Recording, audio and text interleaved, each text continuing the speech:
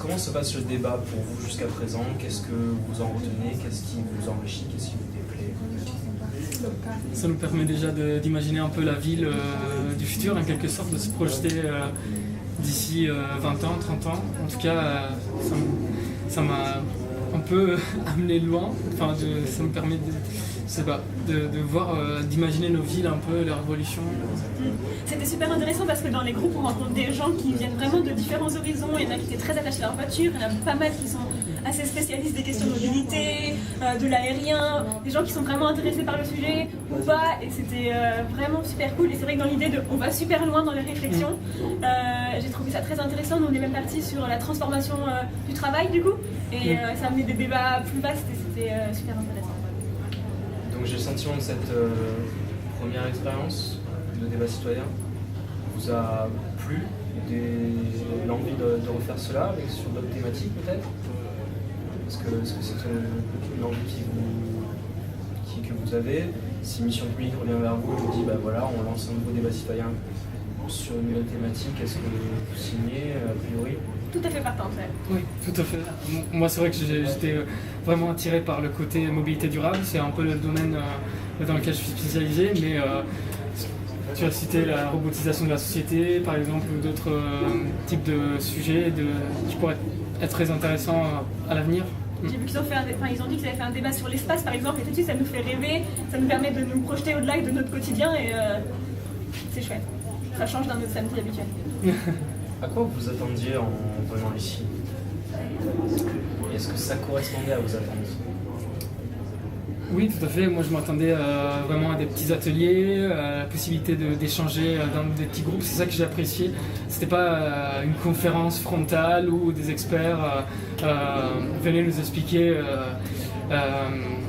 leur vision. C'était vraiment faire remonter l'intelligence citoyenne, on va dire. Et c'est vrai que le fait d'être un petit groupe et de ne pas avoir à s'exprimer devant 100 personnes, ce qui tétanise la plupart des gens, dont moi, je trouve ça cool. On a l'impression d'être en confiance. Une table en famille en fait. Ouais, autour d'un café. On se sent très à l'aise. Et en plus, je trouve que le fait que ce ne soit pas des personnes de notre famille, aussi on est moins jugés. Je pense qu'on peut s'exprimer encore plus librement devant des inconnus que devant des gens qu'on connaît plus personnellement. Le fait qu'il y ait justement, vous ne soyez pas dirigé, qu'il n'y ait pas d'expert qui vous guide vers une vision X ou Y, ça vous encourage pleinement à vous exprimer vraiment et vous pas suivre cette ligne directrice qu'un expert peut vous apporter et qui serait par exemple pro-mobilité ou pro-transport en commun ou pro-autonome véhicule sans chauffeur. Oui, on le voit dans les vidéos aussi qui sont projetées, on voit des points de vue tout à fait à l'opposé des fois, et on voit toutes les préoccupations que les gens normaux comme nous, enfin que le citoyen lambda peut...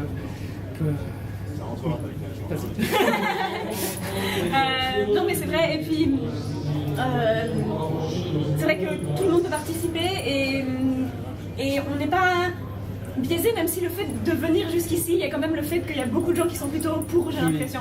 Après, il y a tous les freins, dans quelles limites, dans quelles conditions, mais dans l'ensemble, les personnes qui sont intéressées, qui viennent, j'ai l'impression qu'il y a une tendance à être pour, ou à penser que c'est inéluctable en tout cas, ou que ça va arriver. D'ailleurs, du coup, vous notez que tout le monde semble pour. Pensez-vous que si on... Non, pas tout le monde, mais plus. Pensez-vous que si on s'était situé vraiment dans Paris, et donc on aurait eu moins de personnes qui utilisent une voiture, mais beaucoup plus de transport en commun ou de vélo, ça aurait pu abaisser ce taux-là? Est-ce que tous ceux avec qui vous avez discuté habitaient plutôt dans le coin ou dans Paris? Ouais, il y a les deux, mais c'est vrai que la composante territoriale pour moi est très importante, et là, non, moi je trouvais qu'il y avait beaucoup de monde qui se déplaçait avec la voiture au quotidien, et ça leur permet d'envisager d'autres façons de se rendre au travail, pour leurs loisirs et tout. Ouais, moi personnellement j'ai deux casquettes vu que mes parents habitent ici, j'ai grandi ici, et les week-ends je vis ici et en semaine j'habite à Paris, donc je sens bien que ma pratique de la mobilité est totalement différente. À Paris je n'utilise pas la voiture et ici je l'utilise, donc je pense que c'est même pas vraiment une question de personne mais vraiment des possibilités de mobilité sur le territoire quoi. Donc, dernière petite question. Pour vous, véhicule autonome, véhicule sans chauffeur, quel usage vous en auriez? Est-ce qu'il serait plus collectif, donc partagé sur un quartier, ou façon comment ça s'appelle, Vélib, où vous auriez accès à un parc de vélo avec votre téléphone, un parc de voiture avec votre téléphone, vous le récupéreriez, ou en fait, comme on a tous actuellement, un véhicule dans sa famille, qui soit utilisé par toute la famille, quel usage vous verriez plus sur ce genre de produit? Moi j'imagine que ça dépend vraiment déjà de ce qui existe, de ce qu'on nous propose, de ce qui est commercialisé et du coût en fait. Encore une fois, est-ce que l'abonnement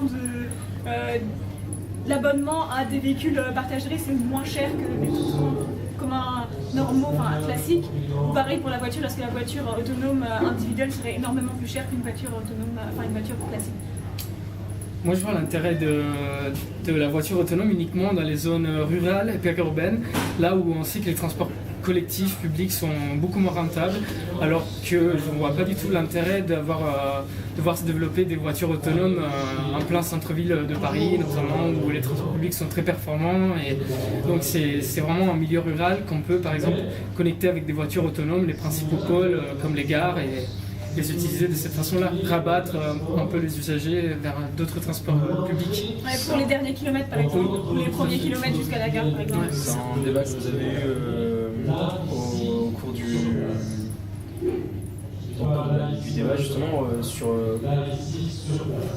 à quel endroit c'est plus propice d'utiliser. Oui, les avis étaient très partagés là-dessus, mais non, on en a parlé sans doute. Ouais, je pense que c'est une exigence vraiment d'offrir quelque chose pour les territoires un peu plus mis à l'écart aujourd'hui et moins desservis par les transports publics.